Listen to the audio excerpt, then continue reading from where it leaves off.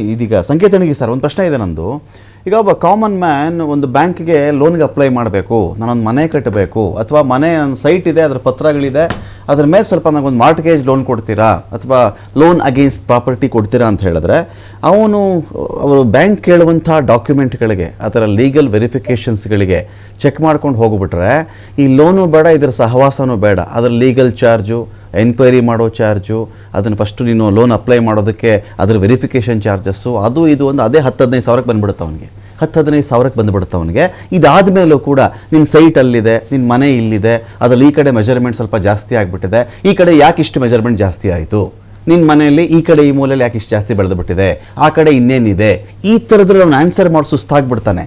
ಇದೇ ಮೆಜರ್ಮೆಂಟ್ಗಳು, ಇದೇ ಕಾನೂನು ಈ ಕೋಟ್ಯಾಂತರ ರೂಪಾಯಿ ಅಪ್ಲೈ ಮಾಡಿ ಕದ್ದು ದೇಶ ಬಿಟ್ಬಿಡ್ತಾರಲ್ಲ ಅವ್ರಿಗೆ ಯಾಕಿಲ್ಲ ಅಂತ ಒಂದು ಪಾಯಿಂಟ್ ಬರುತ್ತೆ. ಅಂದರೆ ಈ ದೇಶದಲ್ಲಿ ಯಾವಾಗಲೂ ಹಿಡ್ಕೊಳ್ಳೋದು ಸಣ್ಣ ಸಣ್ಣ ಕಳ್ಳರನ್ನೇ.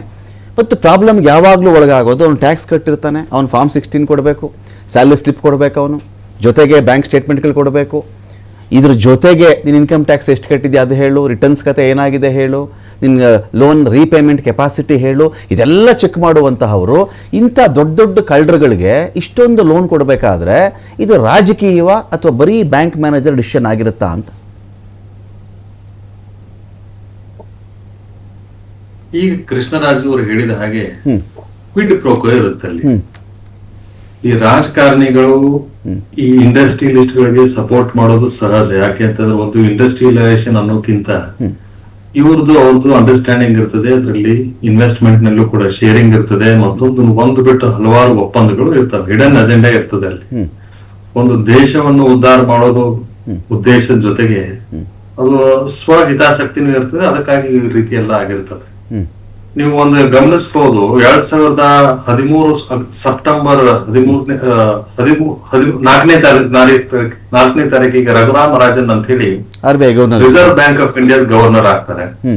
ಅವರು ಕೆಲವೊಂದು ಕಟ್ಟುನಿಟ್ಟಾದ ಕ್ರಮಗಳನ್ನ ತೋಳಕ್ ಶುರು ಮಾಡ್ತಾರೆ. ಅವಾಗ ಮೋದಿ ಗವರ್ಮೆಂಟ್ 2014ಕ್ಕೆ ಬರುತ್ತೆ.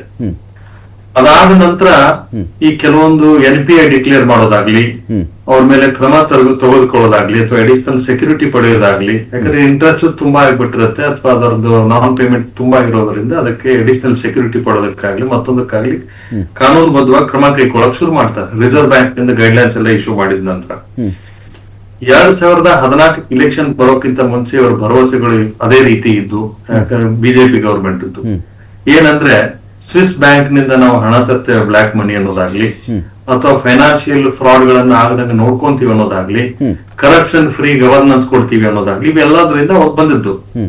ಈಗ ಕೆಲವೊಂದು ಡೇಟ್ ಗಳನ್ನ ನಾನು ಹೇಳ್ತೇನೆ.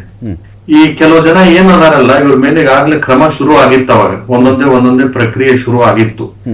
ಈ ನೀರವ್ ಮೋದಿ ಆಗ್ಲಿ, ವಿಜಯ್ ಮಲ್ಯ ಆಗ್ಲಿ, ಇವರೆಲ್ಲ ಈ ಕಾನೂನುಬದ್ಧವಾಗಿ ನಾವು ಅವ್ರಿಗೆ ಕಾನೂನಲ್ಲಿ ಶಿಕ್ಷೆ ಕೊಡ್ತೀವಿ ಅಂತ ಭರವಸೆ ಕೊಟ್ಟನೆ ಸರ್ಕಾರಕ್ಕೆ ಒಂದು ಗವರ್ಮೆಂಟ್ ಬಂದಿತ್ತು, BJP government. Vijay Mallya 2016 March 2ಕ್ಕೆ ಹೋದ್ರು. ಇಂಡಿಯಾದ ಏರ್ಪೋರ್ಟ್ ನಿಂದನೇ ಹೋದ್ರು. ಏರ್ಪೋರ್ಟ್ ಕಬ್ಜಾ ಇರೋದು, ಕಂಟ್ರೋಲ್ ಇರೋದು ಭಾರತೀಯ ಸರ್ಕಾರದ ಕಡೆಗೆ. ಆದಾಗ ಅದು ಏನು ಅವ್ರ ಮೇಲೆ ಕೇಸ್ ನಡೀತಾ ಇದ್ದಾವೆ ಅನ್ನೋದು ಸಂಪೂರ್ಣ ಮಾಹಿತಿ ಇದ್ರೂ ಕೂಡ ಹೊರದೇಶಕ್ಕೆ ಹೋಗೋದಕ್ಕೆ ಅನುಮತಿ ಮಾಡಿಕೊಟ್ರು. ಅದನ್ನ ಅವರೇ ಉತ್ತರ ಕೊಡ್ಬೇಕು, ಯಾಕೆ ಕೊಟ್ರು ಅಂತ. ಇದು ಒಂದು. ನೀರವ್ ಮೋದಿ 2018 ಜನವರಿಗೆ UK ಹೋದ್ರು. ಅವ್ರನ್ನ ಇದು ಏರ್ಪೋರ್ಟ್ ನಿಂದನೇ ಹೋಗಿರೋದು, ಅವ್ರೇನ್ ಮಾಯ ಆಗಿಲ್ಲ. ಇದನ್ನ ಹೆಂಗ್ ಬಿಟ್ರು ಅವ್ರನ್ನ? 2018 ಜನವರಿಯಲ್ಲಿ ಮೇಹುಲ್ ಚೋಕ್ಸಿ ಹೋದ್ರು. ಆ ನಂತರ ನಿತಿನ್ ಸಂಡೇಸರ ಮತ್ತು ಚೇತನ್ ಸಂಡೇಸರ ಅಂತಿದ್ದಾರೆ. ಅವರು 17 ಮತ್ತು 18ರಲ್ಲಿ ಹೋದ್ರು. ಸುಧೀರ್ ವೆಂಕಟರಾಮನ್ ಹೋದ್ರು, ಸುದರ್ಶನ್ ವೆಂಕಟರಾಮನ್ ಹೋದ್ರು. ಈ ರೀತಿ ಎಲ್ಲ ಹೋಗಿದ್ದು ಈ ಭಾರತದಿಂದ. ಇವ್ರ ಮೇಲೆ ಪ್ರಕರಣಗಳ ದಾಖಲಾಗಿದ್ವು, ತನಿಖೆ ನಡೀತಾ ಇತ್ತು, ಅವ್ರು ತಪ್ಪಿತಸ್ಥರು ಅನ್ನೋದಕ್ಕೆ ಸಾಕಷ್ಟು ಪುರಾವೆಗಳು ಇತ್ತು. ಆದಾಗ್ಯೂ ಕೂಡ ಅವ್ರು ಇಂಡಿಯನ್ ಏರ್ಪೋರ್ಟ್ ನಿಂದ ರಾಜಾರೋಷವಾಗಿ ಹೋದ್ರು. ಈ ಬರೀ ನಾವು ಘೋಷಣೆಯಲ್ಲಿ ಚುನಾವಣೆಗೆ ಮಾತ್ರ ಸೀಮಿತ ಇರಬಾರ್ದು, ಯಾವುದೇ ಸರ್ಕಾರ ಆಗಿರ್ಲಿ, ಅದನ್ನು ಕಾರ್ಯರೂಪಕ್ಕೆ ತರುವ ನಿಟ್ಟಿನಲ್ಲೂ ಕೂಡ ಪ್ರಯತ್ನ ಮಾಡಬೇಕು. ಈಗ ಪ್ರತಿಯೊಂದಕ್ಕೂ ಪಾಸ್ಪೋರ್ಟ್ ಇಂಪೋರ್ಟ್ ಮಾಡೋದಾಗ್ಲಿ ಅಥವಾ ಹೊರಗಡೆ ದೇಶಕ್ಕೆ ಹೋದಂಗೆ ED ಅವರು ನಿರ್ಬಂಧ ಹೇರೋದಾಗ್ಲಿ ಅಥವಾ IT ಅವರು ನಿರ್ಬಂಧ ಹೇರೋದಾಗ್ಲಿ ಯಾವ ರೀತಿ ಮಾಡ್ತಾರೆ, CBI ದವ್ರು ನಿರ್ಬಂಧ ಹೇರೋದಾಗ್ಲಿ ಯಾವ ರೀತಿ ಮಾಡ್ತಾರೆ, ಈ ಕ್ರಮಗಳಲ್ಲಿ ಈ ಜನಕ್ಕೆ ಸಂಬಂಧಪಟ್ಟಂಗೆ ಯಾಕೆ ಅಷ್ಟೊಂದು ನಿಷ್ಠುರವಾದ ಕ್ರಮಗಳನ್ನ ತೆಗೆದುಕೊಳ್ಳಿಲ್ಲ ಅನ್ನೋದಕ್ಕೆ ಅವರೇ ಉತ್ತರ ಕೊಡ್ಬೇಕು. ಒಂದು ಇವರೇನ್ ಪ್ರಶ್ನಾತೀತರಲ್ಲ. ಹ್ಮ್. ಈಗ ನಾವು ದೊಡ್ಡ ದೊಡ್ಡ ಘೋಷಣೆ ಮಾಡಿದ ಮಾತ್ರಕ್ಕೆ ನಾವು ಯಾರಿಗೂ ಪ್ರಶ್ನೆ ಉತ್ತರ ಕೊಡ್ಬೇಕಾಗಿಲ್ಲ, ಪ್ರೆಸ್ ಕಾನ್ಫರೆನ್ಸ್ ಕರೆಯೋದು ಬಿಟ್ಬಿಡಿ, ಉತ್ತರನೂ ಕೊಡ್ಬೇಕಾಗಿಲ್ಲ ಅನ್ನೋ ಮಾತಿಲ್ಲ, ಅದಕ್ಕೆ ಉತ್ತರ ಕೊಡ್ಬೇಕಾಗ್ತದೆ. ಇನ್ನೊಂದು ವಿಚಾರವನ್ನು ನಾನು ಹೇಳ್ತೇನೆ. ಈ ಸಾಮಾನ್ಯರಿಗೆ ಒಂದು ನ್ಯಾಯ, ಹ್ಮ್. ಈ ಇಂಡಸ್ಟ್ರಿಯಲಿಸ್ಟ್ ಗಳಿಗೆ ಅಥವಾ ಕಾರ್ಪೊರೇಟ್ ಗಳಿಗೆ ಮತ್ತೊಂದು ನ್ಯಾಯ ಅಂತ ಏನ್ ಹೇಳ್ತಿರಲ್ಲ. ಕಾರ್ಪೊರೇಟ್ ಮೇಲೆ ಯೂಶುವಲಿ ಭರವಸೆ ಏನ್ ಇಟ್ಟಿರುತ್ತೆ ಅಂತಂದ್ರೆ ಸರ್ಕಾರ, ಓಕೆ. ಈಗ ನೋಡಿ ನಮ್ಮ ರಾಜಕಾರಣ ಆಲ್ಮೋಸ್ಟ್ ಕಂಟ್ರೋಲ್ ಮಾಡ್ತಾ ಇದ್ದವರು ದೊಡ್ಡ ದೊಡ್ಡ ಕಾರ್ಪೊರೇಟ್ಗಳೇ. ಹ್ಮ್. ಈಗ ಭಾರತದಲ್ಲಿ ಈ ಯಾವ ಪಾರ್ಟಿ ಏನು ಅಂತ ನಾನೇನು ಹೇಳೋದು ವಿಶೇಷವಾಗಿ ಬೇಕಾಗಿಲ್ಲ. ಈ ಕಾರ್ಪೊರೇಟ್ಗಳು ಬೆಳೆದಷ್ಟು ರಾಜಕೀಯ ಪಕ್ಷಗಳು ಬೆಳಿತವೆ. ರಾಜಕೀಯ ಪಕ್ಷಗಳು ಎಲ್ಲಿವರೆಗೆ ಬಲಿಷ್ಠವಾಗಿ ಸರ್ಕಾರ ಕಂಟ್ರೋಲ್ ನಲ್ಲಿ ಇಟ್ಕೋಬೇಕಂತಾರೆ, ಆ ಪಕ್ಷಗಳನ್ನ ಕಾರ್ಪೊರೇಟ್ ನಲ್ಲಿ ಕಂಟ್ರೋಲ್ ನಲ್ಲಿ ಇಟ್ಕೊಂಡ್ರು ಅಂದ್ರೆ ಸರ್ಕಾರನೇ ಅವರ ಅಧೀನದಲ್ಲಿ ಇದ್ದ ಹಾಗೆ. ಅಂತ ಪರಿಸ್ಥಿತಿ ಈಗಾಗಲೇ ರಾಜಕಾರಣದಲ್ಲಿ ತಲುಪಿದಾಗ ಓಕೆ.